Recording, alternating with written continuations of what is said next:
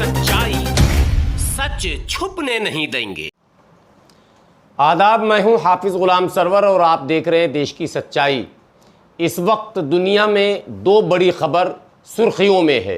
सबसे बड़ी खबर यह है कि अफ्रीकी देश हैती में एक क़यामत खेज़ ज़लज़ला आया है, जिससे हज़ारों जानों के जाने की उम्मीद जताई जा रही है, यानी शंकाएं जताई जा रही हैं कि शायद बहुत बड़ा नुकसान इस ज़लज़ले से उस मुल्क को हुआ है।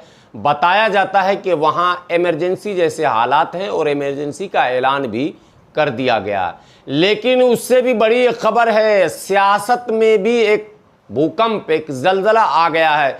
दुनिया की सियासत में, आलमी सियासत में एक ज़लज़ला आया है। वो ज़लज़ला ये है कि अफ़गानिस्तान में तालिबान का कब्ज़ा पूरी तरह से हो चुका है।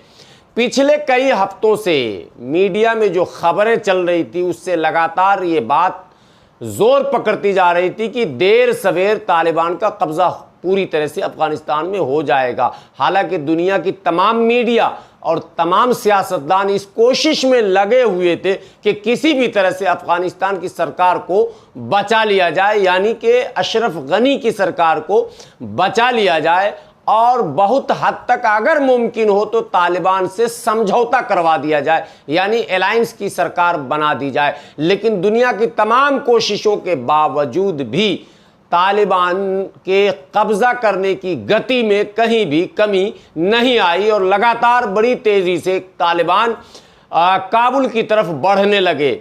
सियासी माहिरीन ये कहते हैं कि पिछले 3 दिनों में तो 2020 मैच की तरह तालिबान जो है वो जंग को जीतना शुरू कर दिया और शहर रोज़ाना कब्ज़े की खबर आने लग गई और रात को आखिरकार ये खबर आ गई कि काबुल को चारों तरफ से तालिबान ने अपने घेरे में ले लिया।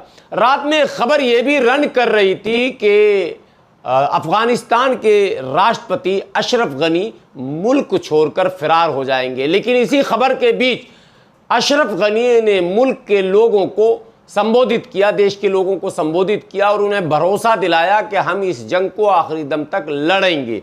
लेकिन फिर आज ये खबर आई कि नई राष्ट्रपति अशरफ गनी मुल्क छोड़कर फरार हो चुके हैं।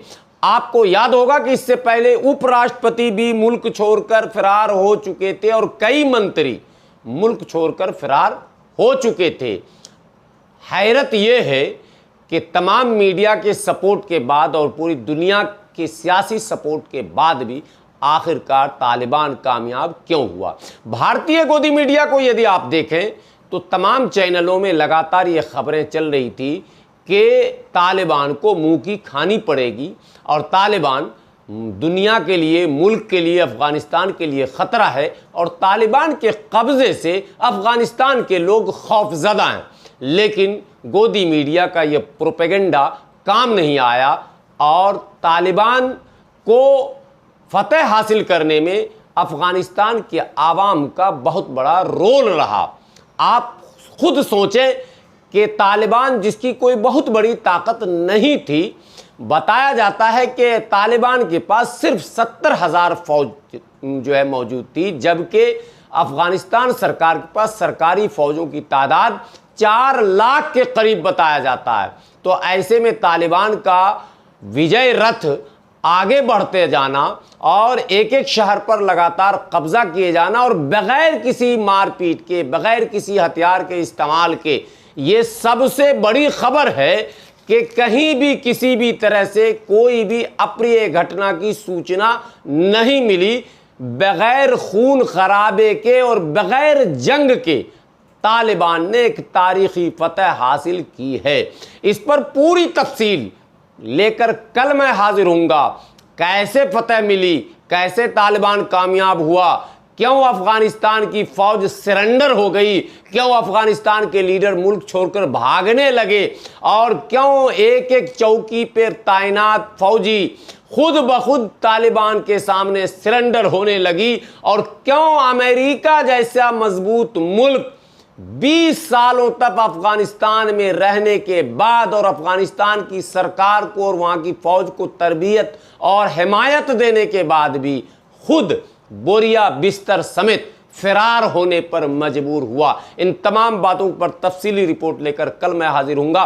फिलहाल इस वक्त की सबसे बड़ी खबर है कि अफगानिस्तान के राष्ट्रपति मुल्क छोड़कर फरार हो चुके हैं और खबरों के मुताबिक वो उज़्बेकिस्तान या ताजिकिस्तान में शरण ले रहे हैं, जबकि इससे पहले वहाँ के उपराष्ट्रपति और उनके कई काबीना के मंत्री मुल्क छोड़कर जा चुके हैं। और इस वक्त की जो सबसे बड़ी खबर है वो ये है कि तालिबान का पूरे अफगानिस्तान पर पूरी तरह से नियंत्रण हो चुका है और तालिबान ने साफ शब्दों में ऐलान कर दिया है कि स्कूल, कॉलेजेस, अस्पताल अपनी उसी तरह से जिस तरह से चल रही थी वो चलती रहेंगी, एयरपोर्ट्स भी चलते रहेंगे और यातायात पर किसी भी तरह से इसका असर नहीं पड़ेगा। हालांकि कुछ गोदी मीडिया इसको नकारात्मक दिखाने का प्रयास कर रही है, लेकिन जो अफगानिस्तान से खबरें आ रही हैं, जो मौसूल हो रही हैं, वो ये है कि वहाँ हालात बिल्कुल सामान्य हैं और कहीं किसी भी तरह का कोई खौफ नहीं है। आवाम की हिमायत से ये तारीखी तख्ता पलट हुआ है। तफसीली रिपोर्ट के साथ कल हाजिर हूँगा। फिलहाल यहीं इजाज़त दें और बने रहें देश की सच्चाई के साथ। शुक्रिया।